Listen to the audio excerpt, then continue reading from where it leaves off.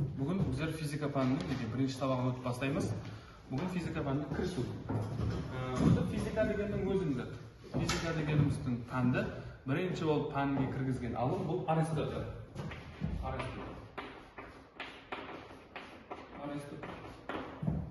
Енді біздерде кірісу болған үшін, сіздерде математикаңызда көбейту кесте ядламасаңыз, математиканы білмейсіздер, түсіндіңіз бе? Демек, біздерде физиканың көбейту кестесі бойынша бір-екі қолданбаларымыз бар, солар арқылы сөйлесеміз. Біріншісі, ұзынлықтар. Ұзынлықтар. Демек, ұзынлықтар дегенімізді өлшем бірліктері hakkında сөйлесеміз. Демек, километр ең үлкені деп айтамыз. Түсіндіңіз бе? Километр, кейін метр, дециметр, қандай дейміз? Сантиметр, миллиметр. Демек, бұлар біздер кемею тәртібінде жазып қойдық. Километр, метр, дециметр, сантиметр, миллиметр. Демек, осылар бойынша кетеміз. Мысалы үшін, бірінші, бір километрда неше метр бар? Десек, 1000 метр бар екен. Демек, біздер не қылып жатырмыз? Километр деген алдында тұрған санды неше көбейтуіміз керек метр көбейту үшін? 1000-ға көбейту керек. Енді, бір метрда неше километр бар десе не қыл дейміз? Немесе бір бөлінген 1000. Демек, енді бұның формуласы десек, формуласы километрдан, мындай ансатлау болу үшін мындай келіп шығарады. Километрдан метрге өту үшін не қылуымыз керек екен? Алдында тұрған қайгендір санды, мысалы үшін бір А деген сан тұрса, или мысалы үшін 8 или басқаша. Километрдан метр өту үшін алдында тұрған санды 1000-ға көбейтсек метр деп шығады. Метрдан километрге өту үшін не қылдық? 1000-ға бөлеміз. Демек, бір бөлінген 1000 метр, километр десем болады екен. Енді кейінгісі бойынша кете береміз. Километр, метр. Енді метрда метр келді ме? Метрдан, бір метрда неше дециметр бар десе не қылдаймыз? 10 дециметр. Ал, бір дециметрда сонда бір бөлінген 10 метр бар. Ал, дециметр. Бір дециметрда сонда неше сантиметр бар еді? Бір дециметрда 10 сантиметр. 10 сантиметр.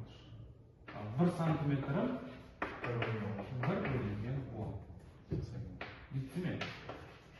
Ал, ең ағақысы қалай? Бір сантиметрда неше? 10 миллиметр. Бір 10 миллиметрға тең. Немесе бір миллиметрім неше сантиметр болады? Бір бөлінген 10 сантиметр. Демек, бұлар ұзынлықтардың өлшем бірліктері бойынша өту сабағымыз. Енді har қайсысын километрге өтіп үйренеміз, мұнда қандай болатынын көреміз. Демек, енді бұны көшіп тастасаңыз болады, уақытты тоқтатып қойып көрсетсем болады тема. Демек, енді har қайсы өлшем бірліктердің барлығын километр, метр, дециметр бір екі мысалы көріп кетеміз. Біріншісі, жаңа километрді метрге көрсеттім, енді дециметрден бастаймыз. Бір километрда неше дециметр бар екен анықтауымыз керек екен. Демек, бір километрда неше метр бар дедік? 1000 метр. Демек, 1000 деп жазамыз бірінші. 1000 метрге өтіп алдық бірінші. Енді бір метрда неше дециметр бар дедік? 10 дециметр бар дедік. Түсіне ме? 10 дециметр бар дедік. Енді 10 дециметр болатын болса, мұнаны нешеге көбейтіп жіберу керек дегені? 10-ға көбейтсем, уже ол дециметрға өтті. Енді мынаны көбейтіп жазып қоясыздар маған. Сонда неше болады? 10 000. Ямаса 10 000 неше десек болады? 1, 2, 3, 4. Төртінші дәрежесіндегі дециметр. 10-ның төртінші дәрежесі. Енді кейінгісі. Бір километрда неше сантиметр бар? Бір километрда неше сантиметр бар? Бір километрда неше метр бар? 1000. Демек, ізбездікпен өте береміз.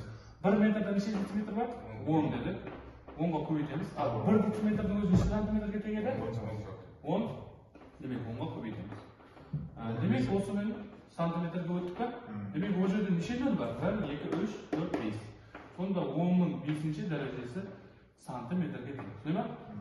1 километрі оның 5 сантиметрге дейін келтірдік. Енді кейінгісі миллиметрден өтіп қоямыз. 1 километр неше? Метрға дегенде 1000. Ал 1 дециметр 10, 1 сантиметр 10. Демек 1 сантиметр неше миллиметр? 10. Демек бұл жерде 10-ның 6-сы болып кете ме? Миллиметр. Демек километрдан дециметрге өттік, сантиметрге өттік, миллиметрге өттік, әмесін звездге өттік. Демек енді кейінгісі. Енді мынандай зат бар айтып кетемін. Халықаралық бірліктер системасы деген бар. Бұл не қыл деген? Халықаралық бірліктер системасы дегеніміз бүткіл дүнияның физиклер жиналы. Бұл жерде біздерді айтады, ұзынлықлардың өлшем бірлігін һәм үшін қолайлы қойып, қылып бір өлшем бірлік кіргізейік дейді. Мысалы үшін километр дегеніміз метр, дециметр, сантиметр, миллиметр. Бұл жерде көріп тұрған болуыңыз керек, мысалы естіп тұрған болсаңыз қараңыз. Километр, метр, дециметр, сантиметр, миллиметр. Һәммесінде қайсы сөз айтылып жатыр? Ізінде метр дегені бар. Демек өлшем бірлікке қайсылығынан деп ойлаймыз? Халықаралық бірліктердің тикарғы формуласына ұзынлықларды өлшеуде қайсы кіргізілген? Ұзынлықлар. Ұзынлықты, аралықты ағы жоқ. Демек метрді алған екен. Өлшем бірлікке метрді алған. Халықаралық бірліктер системасы деп айтылады, ямаса англисшесі бар, си системасы деп айтылады. Екеуі бірдей. Тикарғы бірліктердің бір ұзынлықлар бойынша. Демек, осыменен бірінші сабағымыз таусылады. Кейінгісі енді уақытлар бойынша тоқтатып қоясың. Енді кейінгісі уақыттың өлшем бірліктері бойынша істесеміз. Уақытты қалай өтеміз, уақыт дегеніміз не? Ямаса сіздерге сұрау беремін, неке қарам. Уақыт дегеніміз ең үлкен уақыт қайсысы? Мысалы үшін, ең үлкен немесе ең кішкентай. Біздерде қандай еді? Уақыт дегеніміз тарихшылардың көп қолданатын қайсы? Уақыт бойынша асырлар менен істеседі. Асыр. Бұлам уақыт. Асыр бар. Кейінгісі асырден кейін жыл келе ма? Жыл. Ізбездікпен төменге қарай түсеміз. Жыл, ай, күн, күн дейік. Әбден айтып. Күн, кейін сағат, кейін минут, кейін секунд. Неме? Секунд. Демек, біздер тарихшы емеспіз. Тарихшылар көп қолданатын асыр. Оны білеміз. Bir асырда неше жыл бар? 100 жыл бар. Демек ол шарт емес деген асыр түсеміз. Давам керек емес. Жылды білеміз. Bir жылда неше күн бар? 365. Онан білеміз. Bir жылда неше ай бар екен? Həmme білеміз және 12 ай. Онан керек емес. Bir күн. Неше сағатқа тең bir күн? 20 күн. Həmme біле ме? Həmme біледі. Сағат. Енді біздер неге мына үшеуін жақсылап үйренсек, бұл біздердің уақыттың өлшемділіктерін былай өткізіп үйренеміз. Мысалы үшін сағатта минутқа, минуттан секундқа, минут жүргізген мин деп кеткен екенбіз, яқшы. Демек, бір сағатта неше минут бар? 60 минут. 60 минут. Демек, мин деп қоя берейік, яқшы. Бір минуттан секунд неше сағат болады сонда? Bir сағаттың өзі 60 болатын болса, bir минуттың өзі 1 бөлінген 60 болу керек емес пе? Демек, бұның формуласы қандай алсақ болады? Келтіріп шығарылып айтмаса, бір сағаттан минутқа өту үшін не қылып атпыз? Алдында тұрған бірді неше бөлтіратыз? 60-қа бөлтіміз керек екен. Демек, минутқа өтетін болса, сағаттың алдында неше сағат деп айтылған болса, соны неше өту керек? 60-қа көйтуге керекпіз. Демек, минуттан сағатқа өтетін болсақ, нешеге бөлінеткен 60-қа бөлінеткен. Минуттың алдындағы санды. Ямаса сіздерге қолайлы қылып, ансатылы болу үшін қарап. Сағат үлкен бе, минут үлкен бе деп сұра берейін. Сағат үлкен, түсіне ме? Демек, сағат үлкеннен кішкентайға өтетін болсақ, не қылуымыз керек екен? Көбейтуіміз керек.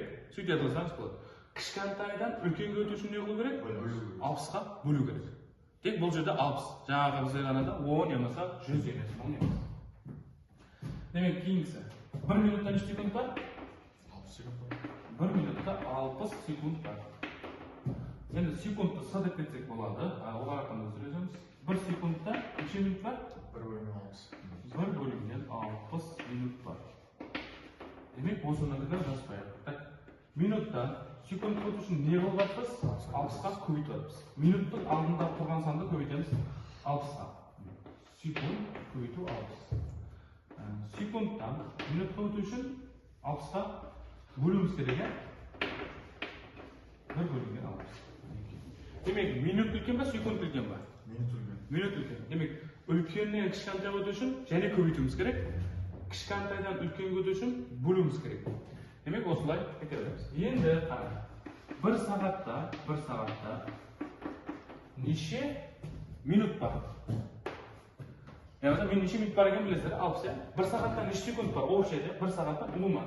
Soatda men kichkantaydan o'tamiz. 1 soatda necha sekund bor? Desa, birinchi minut 1 soatda necha minut bor edi? 60 minut bor edi. Al. 1 minutda necha sekund bor edi? 60 bor. Demak, bu yerda necha marta 60 aytildi? 2 marta.